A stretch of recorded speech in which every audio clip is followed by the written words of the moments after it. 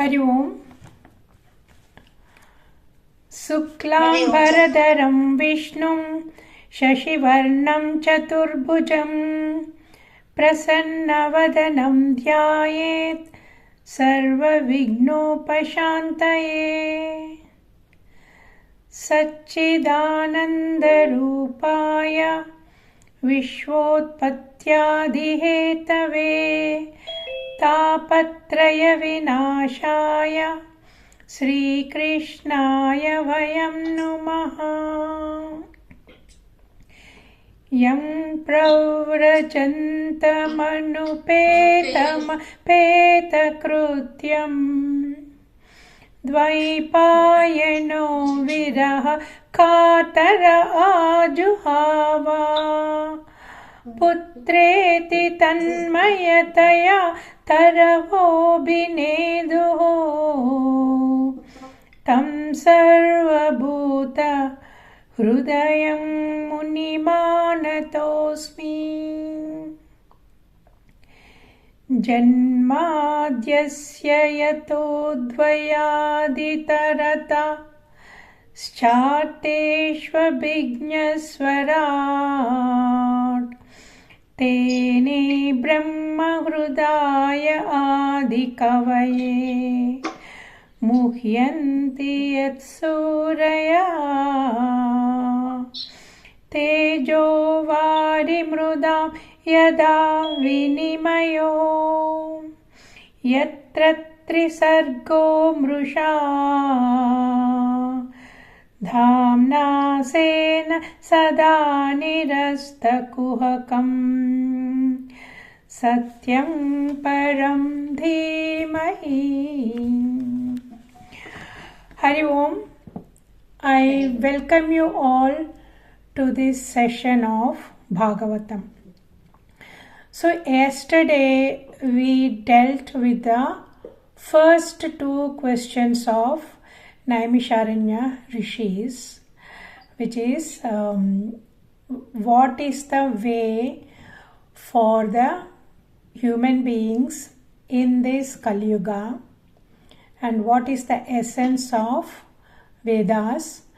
So, and for both the questions the answer is Bhakti Yoga, and we dealt quite elaborately with the Bhakti Yoga. Okay, so unless we have intense love for God, intense longing for God, we are not going to have vairagyam for the material world. Material world is so tangible. Maya is so powerful. It keeps on showing new things all the time. The mind tends to run after that. If the mind runs after the material world, how is it going to hold on to the Krishna? Because we are not seeing Krishna. We are not feeling Krishna. And this is because it's not tangible. Most people ask this question, does God really exist? They find it very difficult to believe God exists. They find it difficult to believe God is the Karanam behind this material world. And they find it difficult to believe we are breathing and talking because of the presence of God in us. So, to believe in God, we have to go beyond the gross things. So the mind got to become subtle, and mind got to have a faith. What Shastra saying is correct. God exists. Only when the mind becomes subtler and subtler and quieter, we learn to appreciate the hand of God in everything. And all these methods which we are using and which is described by the Vedanta Shastra is to quieten the mind. So only the quiet mind can sit and listen to the pravachans. Only the quiet mind can follow the instructions of the Guru. Only the quiet mind can believe and agree what the Shastra saying is correct, what Guru saying is correct. I am not able to understand, I am not able to experience is because my mind is not quiet. So when we sit especially in the initial stages, when we sit in the class, when Guru says something, our critical mind starts working. How can it be true? Is there a proof? Does the Guru knows this is exactly the meaning of this? So all these kind of questions come. And not only that, we start looking at the Guru. Is the Guru evolved, or he is just a teacher reading and telling us? Okay, all these questions come. And not only that, Guru we don't get an enlightened master to sit and talk. Okay, it's very difficult to go after the enlightened masters. Even if an enlightened master is there, there will be lakhs of people around. So you're not going to sit and talk to him. So we have to settle with the second-rate teachers only, right? So they are also sadhakas. So they are also working on their ragadveshas. It's very difficult to work on the mind. People control. They work very hard, they do sadhana to control the mind. When a challenge comes repeatedly, they may be able to control the mind when there is a challenge once or twice. But if the same thing again and again comes, they also get irritable. And when we see the irritability of the master, we think, oh, he has been doing teaching for so long. Even he has got the anger. He has not conquered anger. So this is a critical mind. We have to drop the critical mind. If we want to attain God realization, stop criticizing, stop judging the people. These two things, when we drop it, the mind becomes quiet. It's only the quiet mind is capable of holding on to the knowledge. Only a quiet mind can abide in the Jnana Nishta. And the Jnana Nishta will eventually becomes quieter and quieter and quieter, to such an extent the mind will reach the source, which is the inner silence, bliss. It's all in us. All we need to do is just to quieten the mind. As the mind becomes quieter and quieter, the interest in the external world also slowly starts dropping, because the quiet mind gives immense pleasure. So when we start enjoying that pleasure inside, which is free of cost, and you can enjoy that wherever you are sitting, and no physical strain at all, don't you think this is the best form of peace, happiness and bliss we can enjoy? It's all in us. And why we are not able to experience inside is because of our restless mind, looking for happiness and security, keep going out all the time.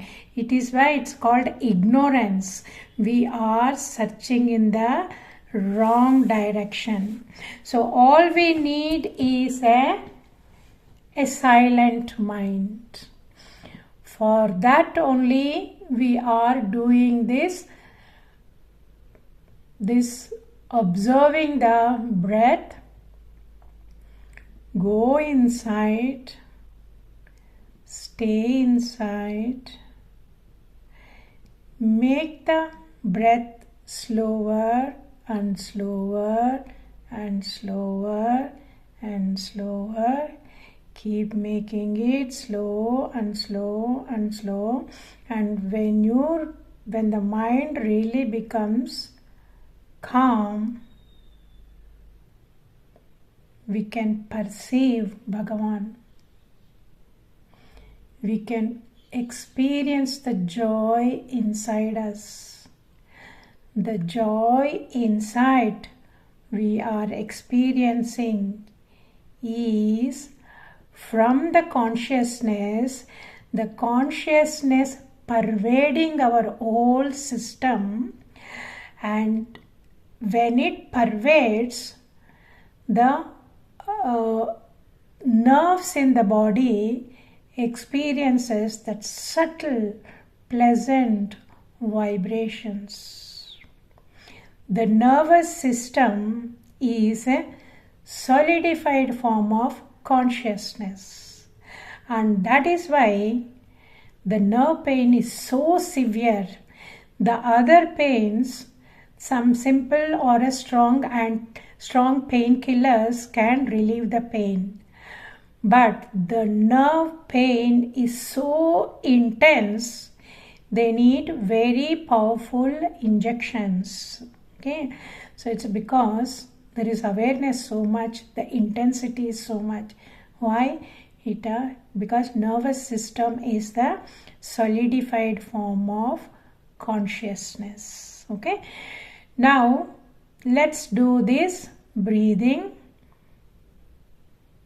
Let's do that few minutes of meditation, and I want you to experience that calmer mind. Okay.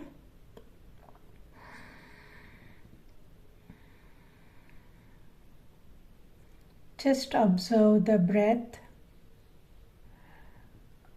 Observe the breath at the nostril, going in and coming out.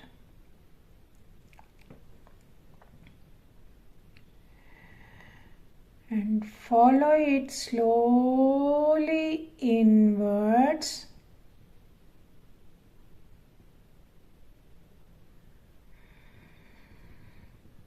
Experience that breath going in through the nose, through the back of the nose, top of the throat, back of the throat, and then going down. Follow it up to the chest, heart region. Keep following that slowly. Slow down, slow down, slow down.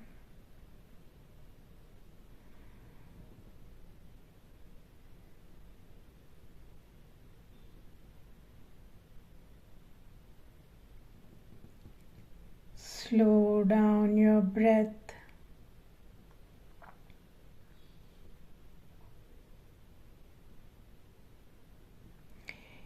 Images will keep coming in the front.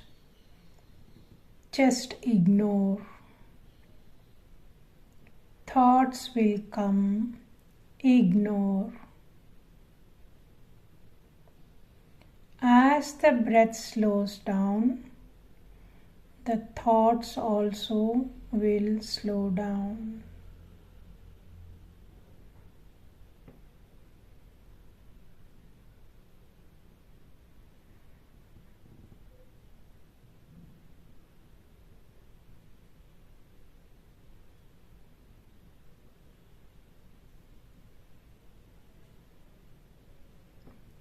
Just be yourself,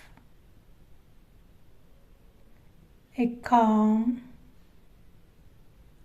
and composed personality.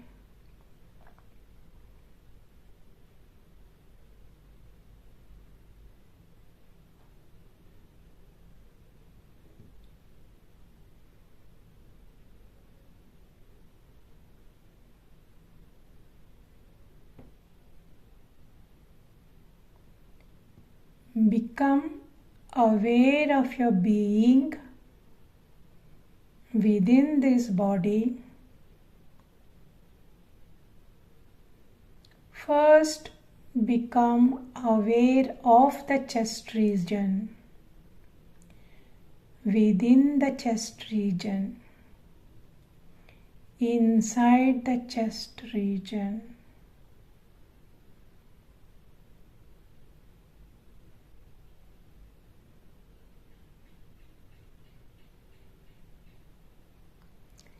Ignore the thoughts.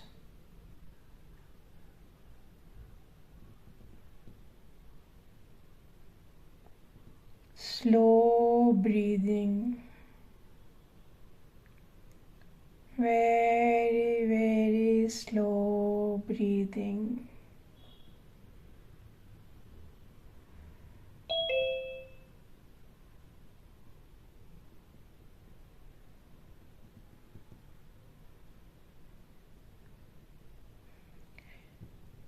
Become aware of the movements of the chest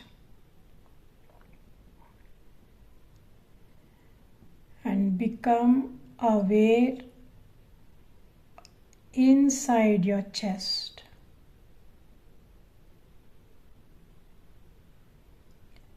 Let there be awareness from the nose to the top of the throat region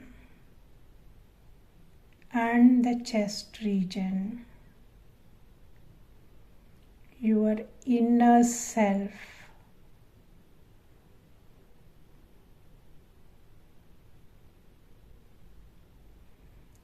Become aware of your inner self. Keep the mind inside.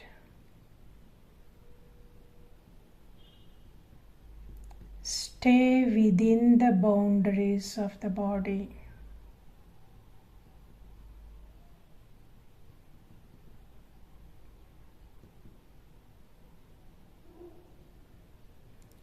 Slow down the breath.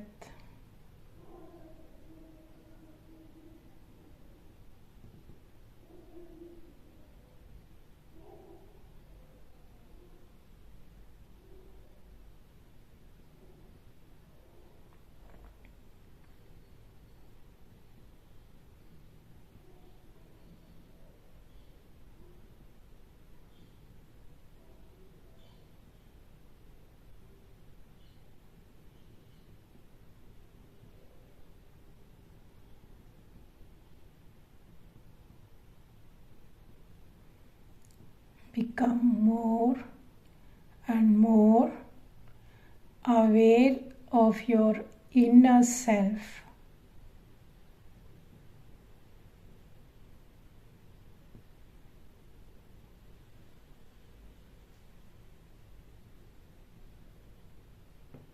Ignore the thoughts. They will slow down.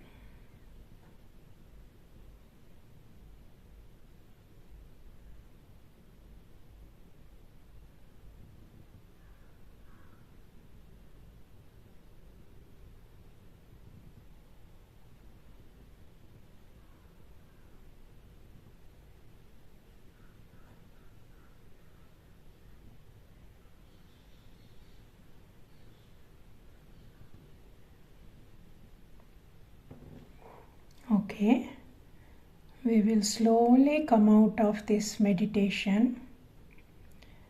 Become aware of your chest movements.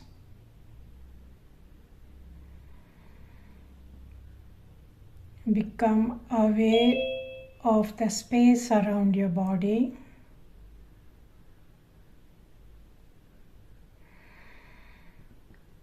Become aware of the breath around your nose.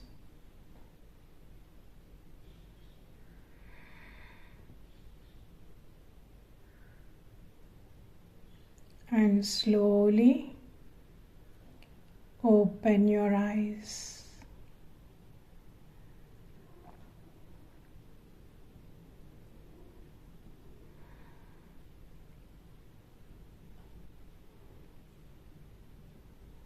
Okay, so you just had a glimpse of your inner self. It takes quite some time, it takes long time in fact, for the thoughts to stop and to have that glimpse of the bliss inside. And when you keep doing this meditations frequently, say about 2 to 3 times a day I suggest, because each time you do, even if it is for 10 minutes, okay, so you do it in the morning. Usually we do it for around 15 minutes minimum, okay. So you do that, what happens is the thought level comes down. So when the thought level comes down, it is like cleaning the blackboard. Okay, lots and lots and lots of information on the blackboard. So you got to clean it up, no? If you want to write something new. So when you do that, it is like a cleaning up the blackboard in the morning. And by afternoon, you would have collected lot more information and lot more thoughts. Meditate again minimum for 10 minutes.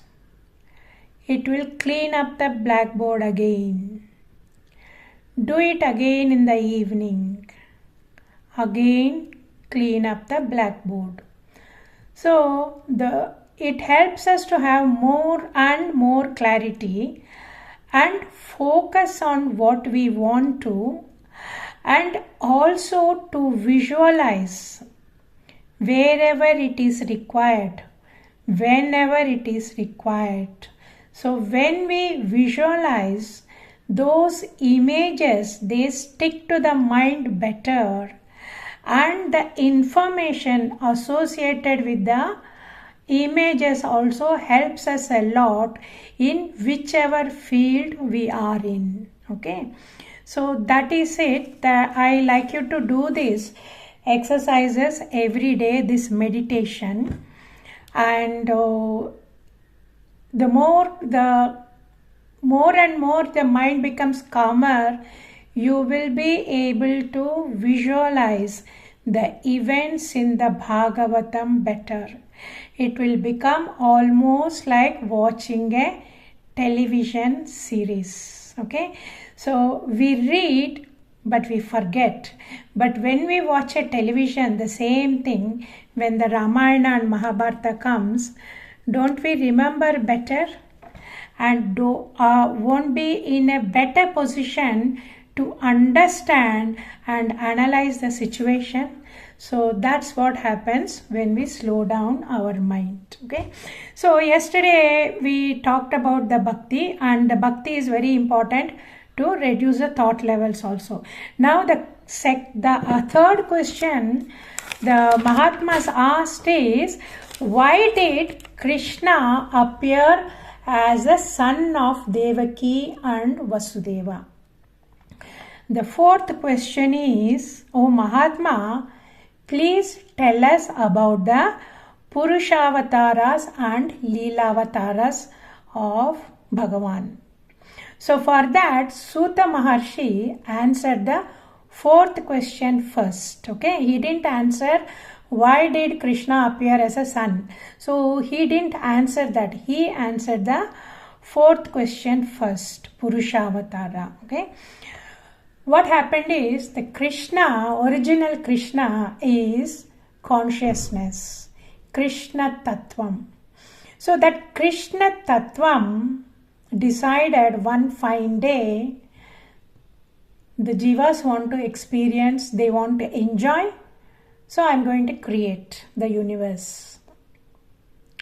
So through the sadhana, he did the Mahatattva sadhana. Okay, it is called Mahatattva sadhana. Say, even God, when he creates, he focuses for a long time. He stays with that subject for a long time. That is how the creation happens.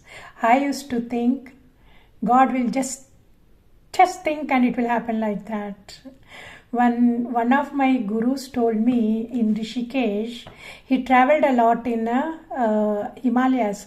So he told me when Mahavishnu decided to take the Vamana avatara, he did tapas in Himalayas for 1000 years, it seems.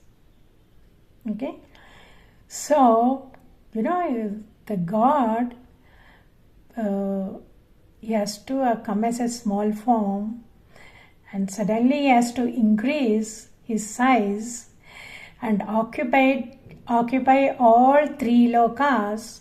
So it's not a joke, So we think, oh, God can do it just like that. No, he also does it. And that's why Brahmaji did 1000 years of tapas before he started creation. Initially, he didn't know what to do, how to do.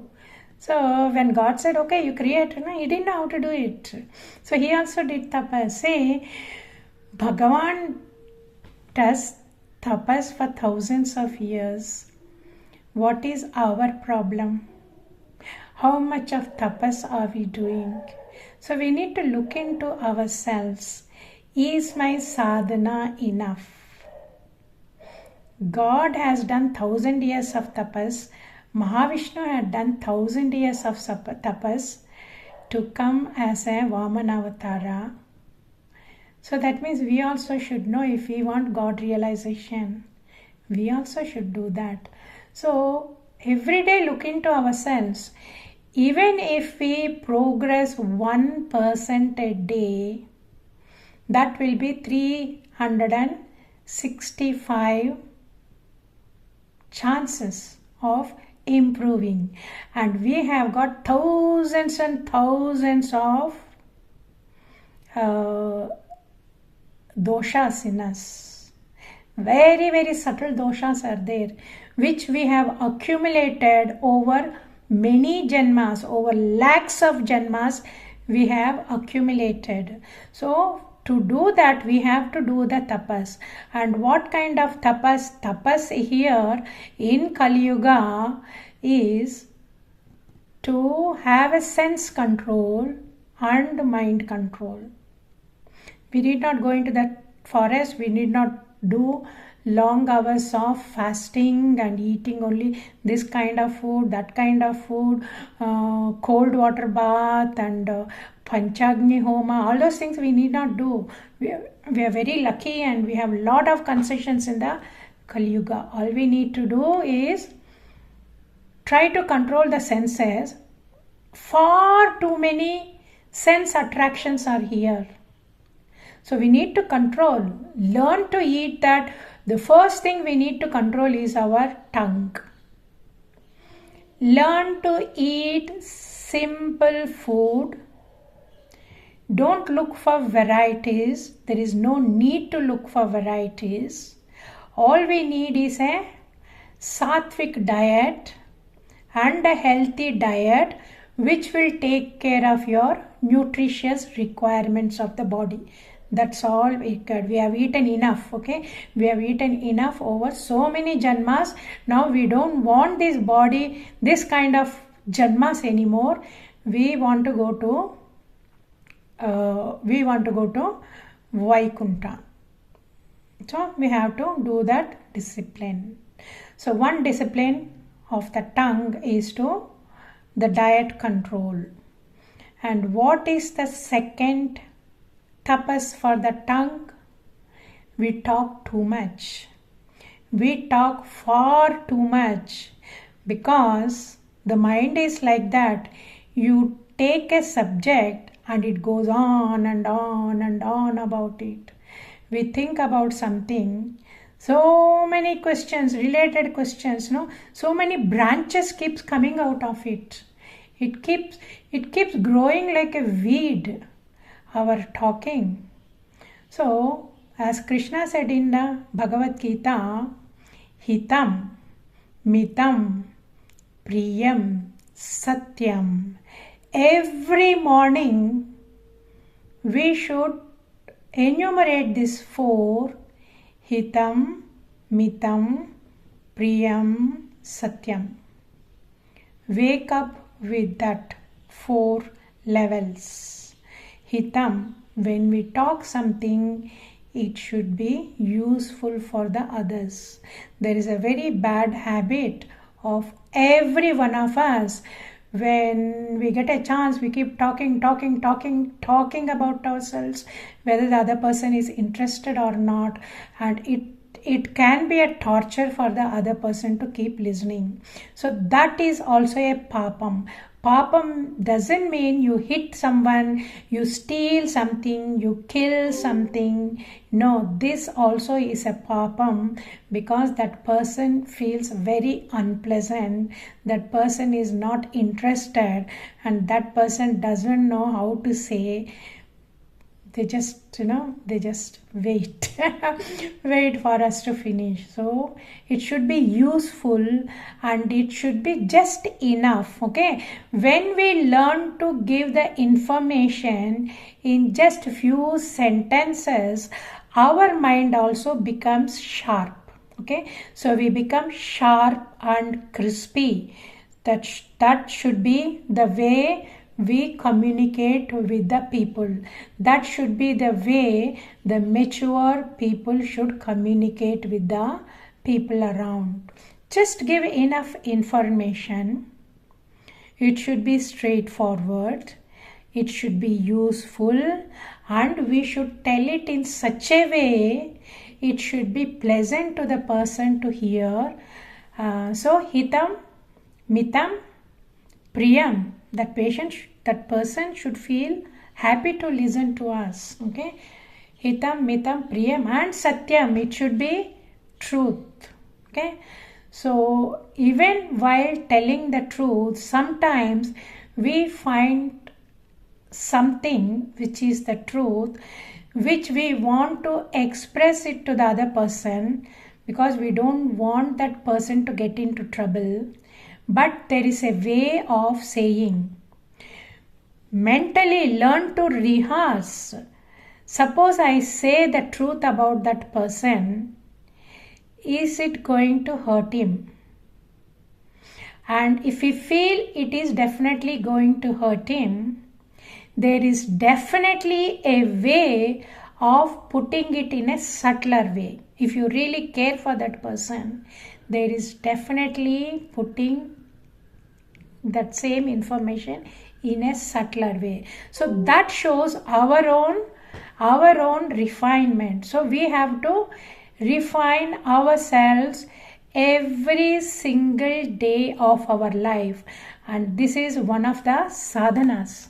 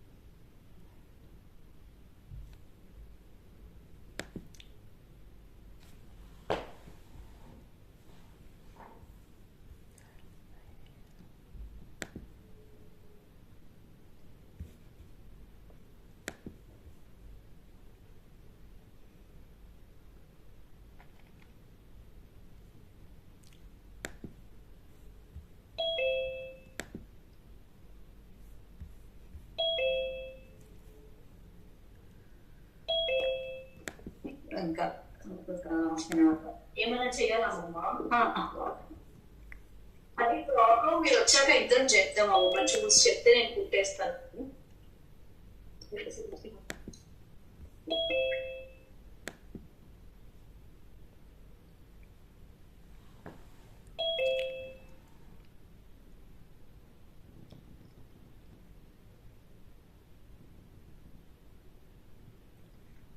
Okay, so this is the kind of sadhana we should do for God realization.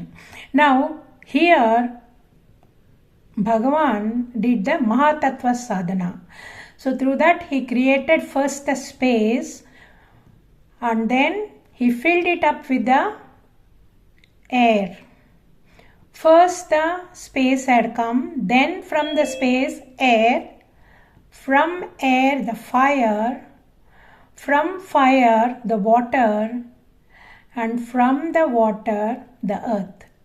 So finally 5 Pancha Mahabhutas have been created. So these are the building blocks for the creation. And then he attained a form. For that he created 10 organs, 5 Jnanendriyas, which are all these 5 senses which gives the information, 5 Karmendriyas, that's the organ of action, the tongue, hands, legs, organ of excretion and organ of procreation. So he created all these and then a mind, then assumed the form of a Purusha. Okay, so now it's a visible Bhagavan. Earlier on invisible, now is a visible Bhagavan. It's a spiritual form, a form with the hands and the legs. Then he created all this, and that space, the first one was called the Karana, and then that space he created was filled with the ocean, filled with the water. So it is called the causal waters, right? So in that causal water, this Purusha, his name is Mahavishnu. Okay, Karanodikasai or Vishnu or Mahavishnu. So we are familiar with the terminology Mahavishnu. So Mahavishnu is the first visible form of Bhagavan. So Mahavishnu rested in the causal ocean, and from his body pores billions of universes has come out. So he created billions of universes from his body pores, and he also expanded into so many Vishnus. Okay, each universe had one Vishnu. So Mahatma had expanded into that many universes, which is called a Garbhodaka Vishnu, and the Vishnu in that is the Garbhodaka Vishnu, and that universe, billions of universes and billions of Vishnus. There, this Mahavishnu, Garbhodaka Vishnu, from his perspiration, the whole area was filled with waters. And that is in that waters, Garbhodaka Vishnu had lie down. He rested. And from that Garbhodaka Vishnu in that ocean, from his umbilicus, that lotus had come. At the top of the lotus Brahmaji was born. And the stalk of the lotus is the place where 14 lokas are going to be created when Brahmaji starts his creation. And this Garbhodaka Vishnu, he expanded further and multiplied so many once so many jivas were created, he entered every jiva's heart, and that Vishnu is called the Kshirodaka Vishnu. So we are all having Kshirodaka Sai Vishnu in our heart.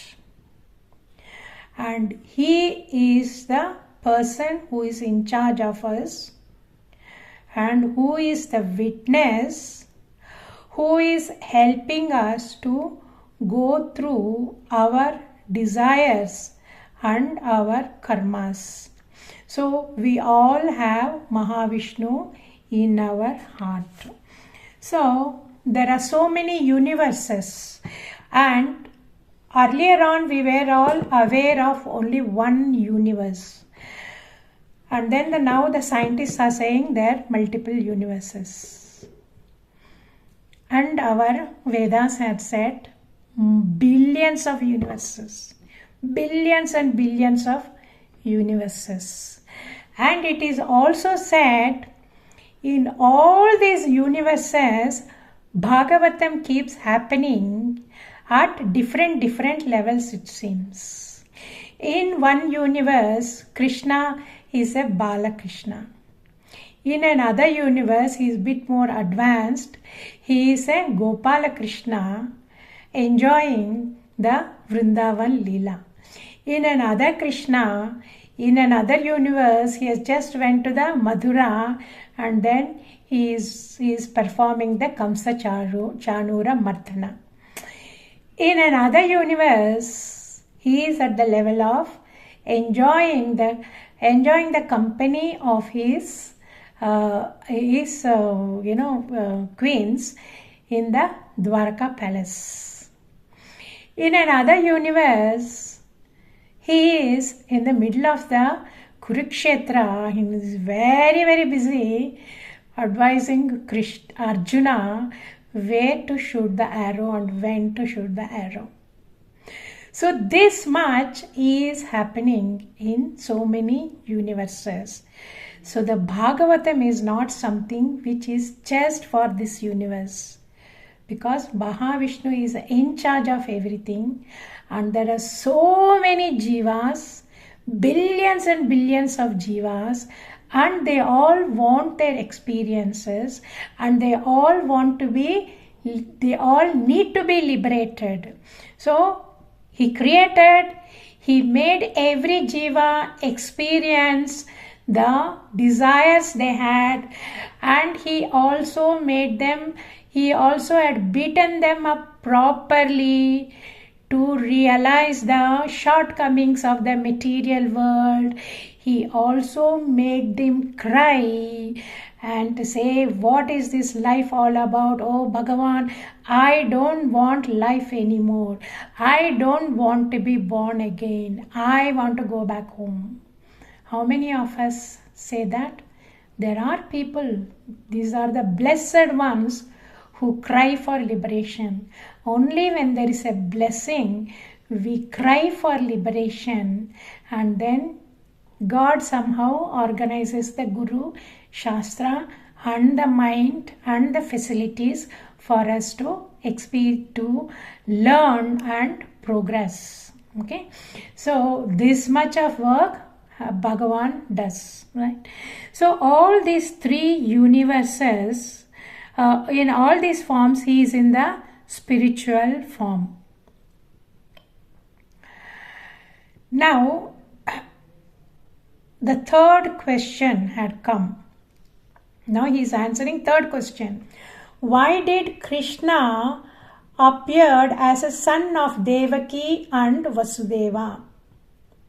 So now we know the reason, because the Mahatmas wanted to explain. First of all, we have to know how the creation had come. Devaki and Vasudeva had come after the creation has happened. So that is why they did it in this order. So why did Krishna appear as a son of a Devaki and Vasudeva? It is because he wanted to claim his jivas back to the house. He wanted to take them back home.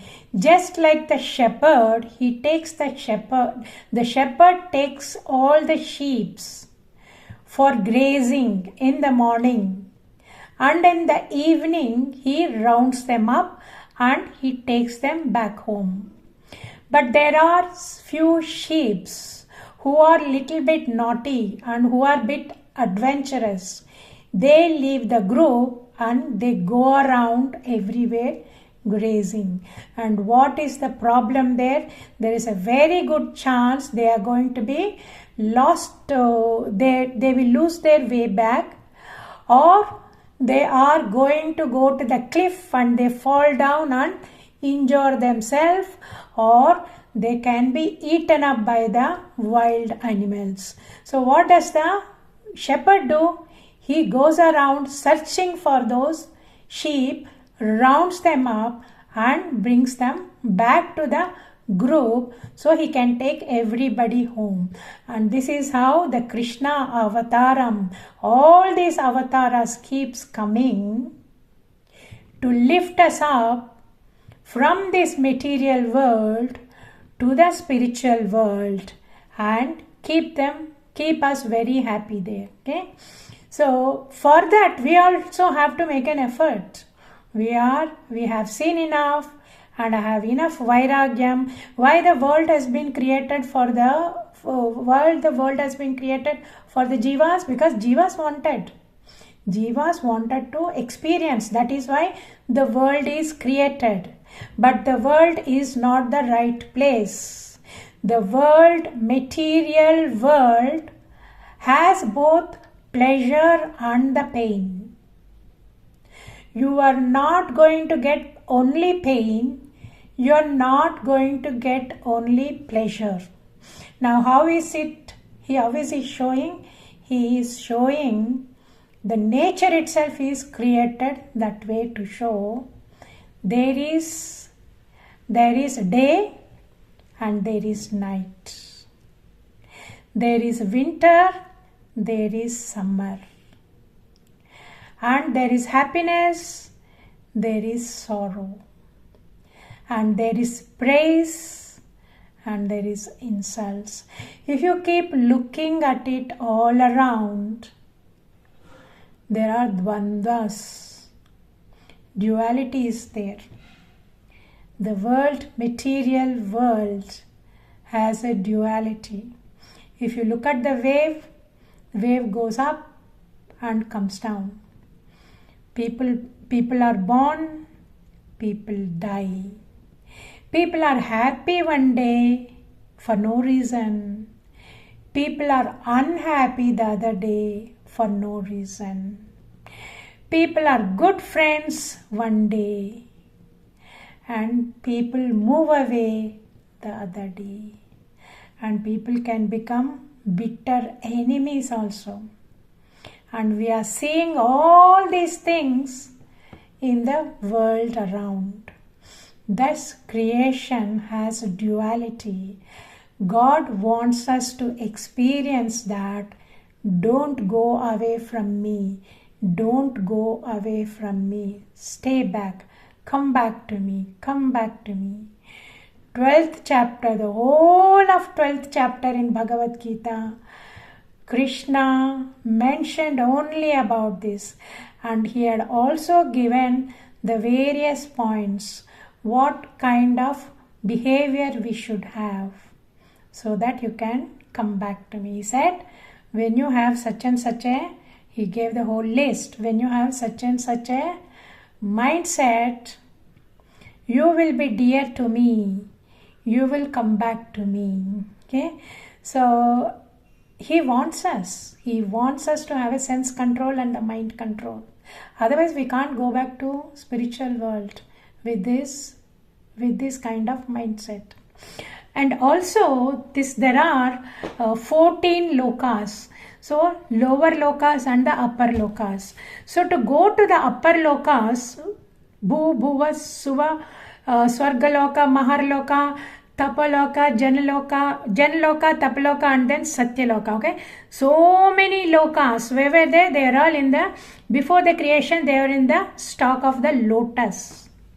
Okay, this many planes are there, and I find it really fascinating to think about it. Just, I did it and it was so wonderful. Okay, and just you also try, you will definitely enjoy this. Go to the terrace on a clear day, just lie down flat and look at the sky,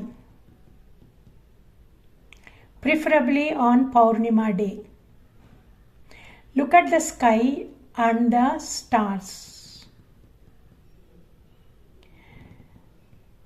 Just realize that the stars we are looking are not tiny. They are huge, big celestial objects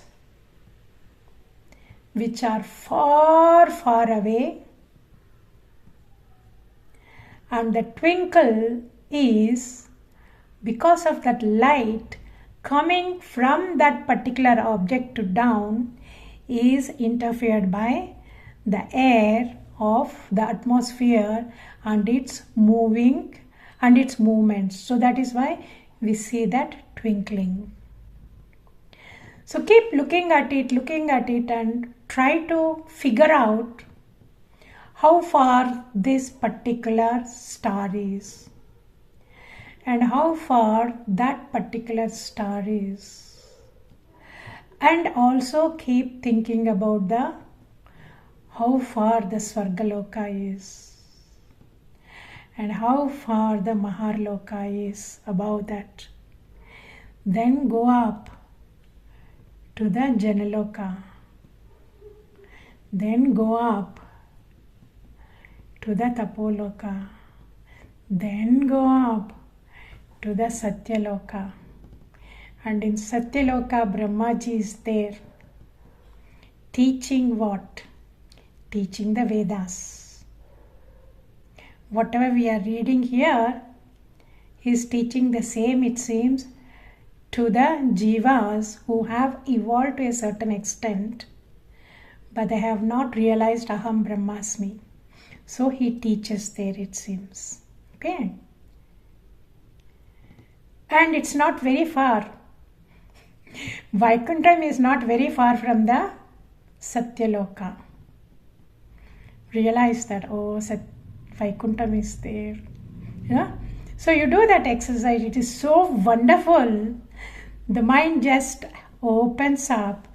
Expansion meditation happens. When the expansion meditation happens, so many cells in the brain tissue just open up. And it's a joyful expansion meditation. Do that. And it's nice if you can do it frequently, whenever you get a time. Just do it. It's a wonderful meditation. Okay?